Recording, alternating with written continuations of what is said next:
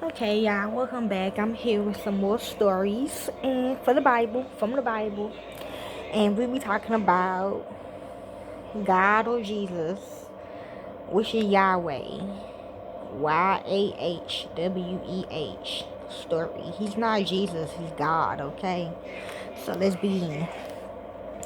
In the Bible, Yahweh is the one true God who creates the heavens and the earth and then chooses a certain people, the Israelites, as his own. Yahweh creates the world and hangs the sun and the moon in the heavens as the book of Genesis opens. I never knew that. Yahweh was an ancient Levitian deity and national god of the Israelite kingdoms of Israel and Judah. Though no consensus exists regarding the deity's origins, scholars generally contend that Yahweh emerged as a divine warrior associated first with Sir, Edom, Param, and Timon, and later with Canaan. The name Yah, the first syllable of Yahweh, appears 50 times in the Old Testament, 26 times alone, Exodus 15:2, 17:16, and 24 times in the Psalms. 24 times in the expression Hallelujah. Who was the first Yahweh in the Bible? According to the book of Exodus, which is part of the Torah and the Old Testament of the Christian Bible, Moses was the first person to whom the God of Abraham revealed his name. In the original text, this divine name was written YHWH. Yahweh was not the God preached by Jesus. Nowadays, the Christian churches preaches that Yahweh was the Father of Jesus and that he sent Jesus to save us from our sins. But I don't believe this. The origins of his worship reached at least to the early Iron Age and likely to the late Bronze Age, if not somewhat earlier. In the oldest biblical literature, he possesses attributes typically ascribed to weather and war deities, fortifying the land and leading the heavenly army against Israel's enemies. The early Israelites were polytheistic and worshipped Yahweh alongside a variety of Canaanite gods and goddesses, including El, Asherah, and Baal. In later centuries, El and Yahweh became conflated, and El-linked epithets such as El Shaddai came to be applied to Yahweh alone. And other gods and goddesses such as Baal and Asherah were absorbed into Yahweh's religion. Towards the end of the Babylon captivity, the existence of other gods was denied, and Yahweh was proclaimed the creator deity and solely divinity to be worshipped. During the Second Temple period, speaking the name of Yahweh in public became regarded as taboo, and Jews instead began to substitute other words, primary, my lords. In Roman times, following the siege of Jerusalem and destruction of its temples in 70 CE, the original pronunciation of the God's name was forgotten entirely. Yahweh is also invoked in Papyrus Amahus 63 and in Jewish or Jewish influenced Greco-Egyptian magical texts from the 1st to 5th century. Now, festivals and sacrifices. Feast of Wine. The century of Yahweh's worship lay in three great annual festivals coinciding with major events in world life. The Passover with the birthing of lambs, Shavuot with the cereal harvest, and Sukkot with the fruit harvest. These probably predated the arrival of the YahWeh religion, but they became linked to events in the national mythos of Israel. Passover with the Exodus from Egypt, Shavuot with the law given at Mount Sinai, and Sukkot with the wilderness wanderings.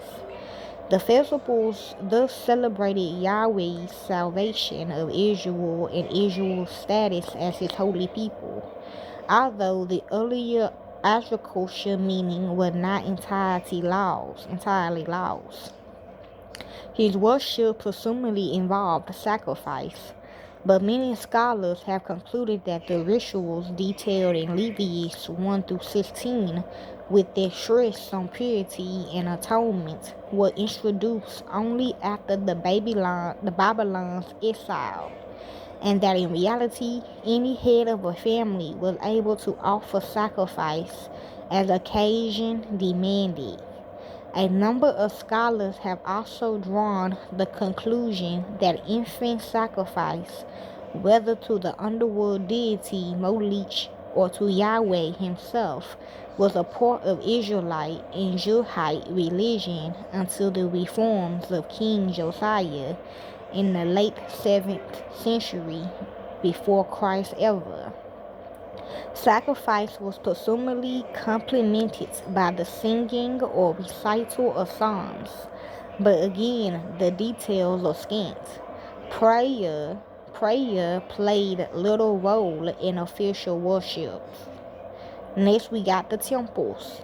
The Hebrew Bible gives the impression that the Jerusalem temple was always meant to be the central or even sole temple of YahWeh, but this was not the case. The earliest known Israelite place of worship is a 4th century BCE open-air altar in the hills of Samaria, featuring a bronze bull witnesses a Canaanite, bull El in the form of a bull, and the archaeological remains of further temples have been found at Dan on Israel's northern border, at Arad in the Negev, and Beersheba, both in the territory of Judah.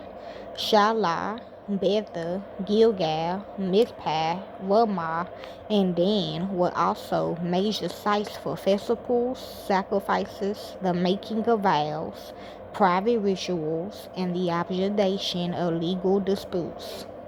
Next we got portrayal. YahWeh worship was famously anachronic, meaning that the god was not depicted by a statue or other image. This is not to say that he was not represented in some symbolical form, and early Israelites worship probably focused on standing stones. But according to the biblical texts, the temple in Jerusalem featured YahWeh's throne in the form of two cherubim, their inner wings forming the seats in a box, the Ark of the Covenant, as a footstool, while the throne itself was empty. There is no such universally accepted explanation for such anachronism, and a number of recent scholars have argued that YahWeh was in fact represented prior to the reforms of Ezekiah and Josiah, late in the monarchical period. To quote one study, an early anachronistic de facto or otherwise is purely a projection of the post-Eckhart imagination. Other scholars argue that there is no certain evidence of any anthropomorphic representation of YahWeh during the pre-Exilic period. YahWeh and the rise of monotheism. It is unclear when the worship of YahWeh alone began. The earliest known portrayal of YahWeh as the principal deity to whom one owed the powers of blessing the land appeared in the teachings of the prophet Elijah in the 9th century BCE. This form of worship was likely well established by the time of the prophet Hosea in the 8th century BCE, which is now, in reference to disputes between YahWeh and Baal. The early supporters of this faction were widely regarded as being monolatries rather than true monotheists. They did not believe YahWeh was the only God in existence, but instead believed that he was the only God which the people of Israel should worship.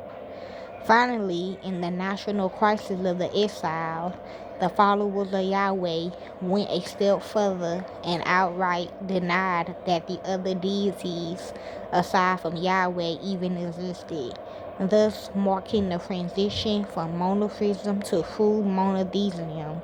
The notion that YahWeh is to be worshipped as the creator God of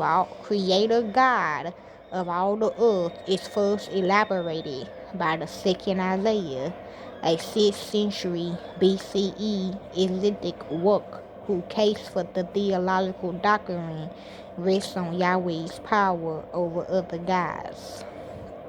Needs update and his incomparability and singleness related to the gods of the Babylon religion. Okay, that's the story of YahWeh. Somebody wanted me to do that. Thank you.